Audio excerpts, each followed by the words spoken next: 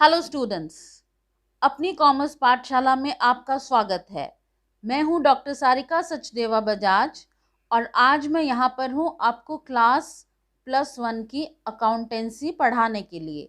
और आज का हमारा टॉपिक है double entry system part 1। This is based on English approach और ट्रेडिशनल अप्रोच। आज के इस टॉपिक में हम क्या क्या कंटेंट्स कवर करेंगे, definition, characteristics, stages double entry system की क्या है, एडवांटेजेस क्या है और डिसएडवांटेजेस क्या है। डेफिनेशन: कोई भी ट्रांजैक्शन जिसमें मनी इन्वॉल्व है वो दो फोल्ड इफेक्ट देती है, डबल साइड का इफेक्ट होता है उसमें। एग्जाम्पल, आपने मोटर बाइक खरीदी तो आपके पास से कैश चला गया और मोटर बाइक आ गई, मतलब एक डेबिट और दूसरा क्रेडिट। इस सिस्टम के अकॉर्डिंग, डबल एंट्री सिस्टम के अकॉर्डिंग कम से कम दो अकाउंट्स इम्पैक्ट होते हैं जो कि ऑपोजिट डायरेक्शंस में होते हैं। सपोज आपने फर्नीचर खरीदा, फर्नीचर आया, कैश गया। ऐसी कोई भी ट्रांजैक्शन नहीं हो सकती जो सिर्फ एक ही अकाउंट को अफेक्ट करे या जिसका सिर्फ एक ही एस्पेक्ट हो। हाउएवर, ये नोट करने की बात है कि डबल एंट्री ट्रांजैक्शन का मतलब ये नहीं है कि आपको सिर्फ 2 बार रिकॉर्डिंग करनी है, पर इसका मतलब ये है कि कोई भी ट्रांजैक्शन कम से कम 2 अकाउंट्स को अफेक्ट करती है, मतलब 2 से ज़्यादा भी हो सकते हैं। J.R. बैटली बॉय ने डेफिनेशन दी है, हर बिजनेस ट्रांजैक्शन के 2 फोल्ड अफेक्ट होते हैं और वो 2 अकाउंट्स को अपोजिट डायरेक्शन में अफेक्ट करती है। अगर एक अकाउंट डेबिट है तो हमें ये भी देखना होगा कि क्रेडिट कौन सा अकाउंट होगा। हर एक ट्रांजैक्शन का ये जो 2 फोल्ड इफेक्ट है, this has given rise to the term double entry system. Characteristics या फीचर्स या एसेंशियल्स या एट्रीब्यूट्स क्या है डबल एंट्री सिस्टम के, कि हर बिजनेस ट्रांजैक्शन 2 अकाउंट्स को अफेक्ट करती है। कुछ केसेस में 2 से ज़्यादा अकाउंट भी हो सकते हैं, लेकिन अमाउंट डेबिट और क्रेडिट का हमेशा इक्वल रहेगा।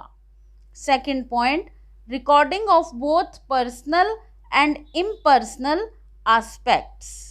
बोथ पर्सनल और इम्पर्सनल एस्पेक्ट्स को डबल एंट्री सिस्टम में रिकॉर्ड किया जाता है। ये पॉसिबल है कि हर ट्रांजैक्शन का एक पर्सनल एस्पेक्ट हो और दूसरा impersonal. Third point, recording is made according to certain specified rules. Double entry system में एक अकाउंट को डेबिट किया जाता है तो दूसरे को क्रेडिट किया जाता है। इसका मतलब ये नहीं है कि किसी भी अकाउंट को डेबिट कर देंगे या क्रेडिट कर देंगे।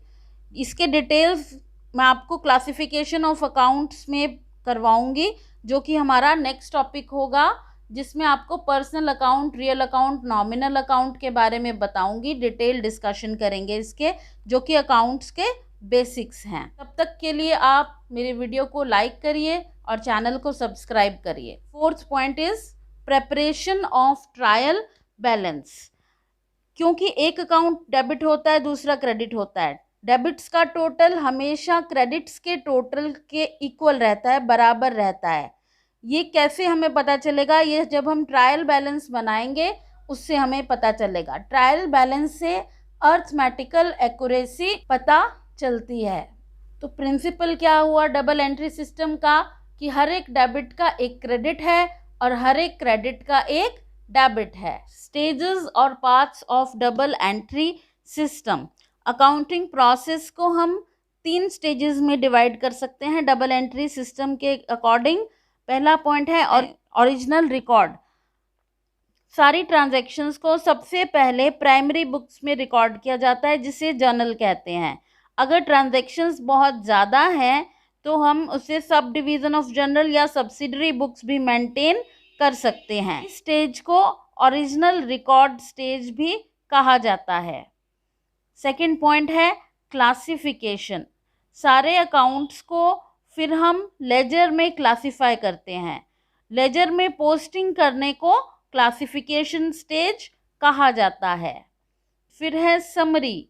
सारे लेजर्स को फिर बैलेंस ऑफ कर देते हैं, लिस्ट बनाई जाती है जो, इस लिस्ट को कहते हैं ट्रायल बैलेंस।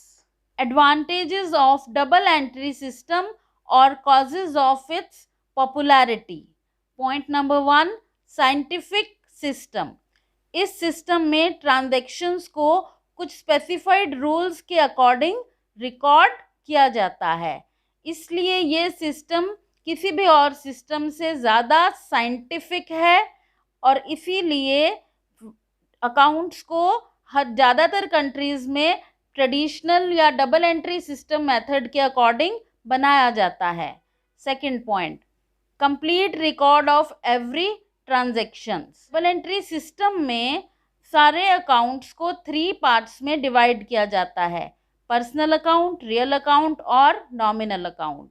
जैसा कि मैंने पहले आपको बताया, इन तीनों अकाउंट्स की डिटेल डिस्कशंस आपके पास नेक्स्ट वीडियो में अवेलेबल है।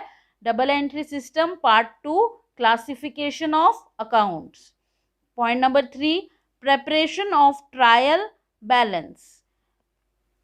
डबल एंट्री सिस्टम में the amount recorded to the debit of various accounts will be equal to the amounts recorded on the credit side of various accounts.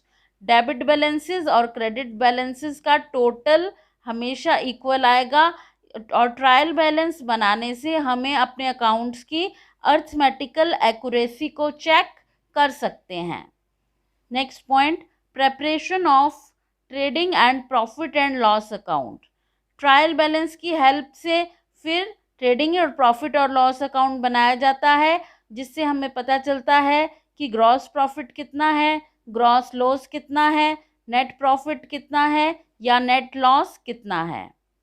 Next point, knowledge of financial position of the business at the end of each accounting period. हर कोई businessman जानना चाहेगा कि उसके business की financial position क्या है, value of assets कितनी है, लायबिलिटीज़ कितनी है, कैपिटल कितनी है।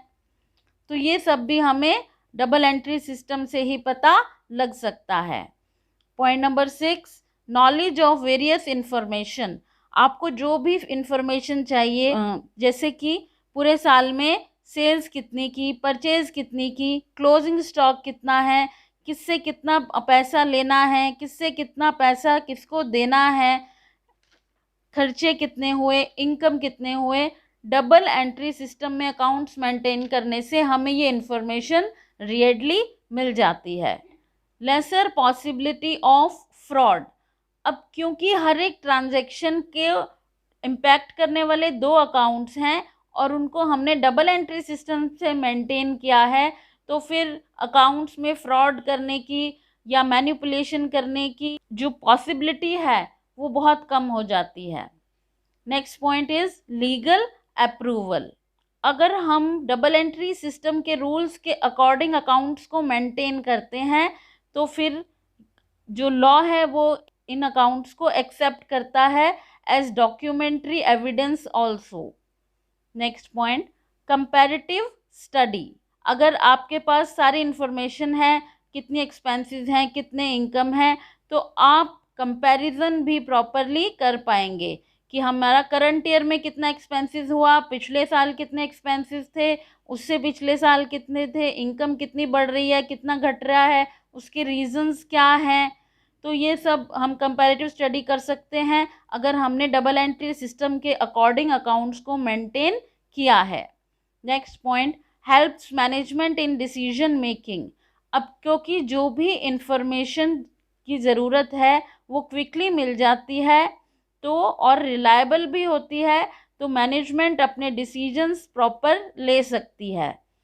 And this is suitable for all types of businessman. ये डबल एंट्री सिस्टम इतना फ्लेक्सिबल है कि ये स्मॉल बिजनेसमैन भी अडॉप्ट कर सकता है और बिग टाइप ऑफ बिजनेस को भी सूटेबल है।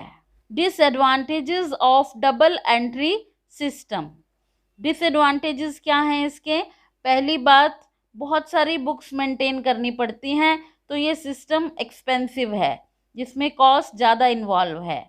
Second point, it is difficult to apply the rules of debit and credit. Debit और क्रेडिट के रूल्स को जानने के लिए प्रॉपर एजुकेशन, प्रैक्टिकल नॉलेज और ट्रेनिंग की ज़रूरत है। ये एक डबल एंट्री सिस्टम का डिसएडवांटेज है कि इसको इजीली अप्लाई नहीं किया जा सकता।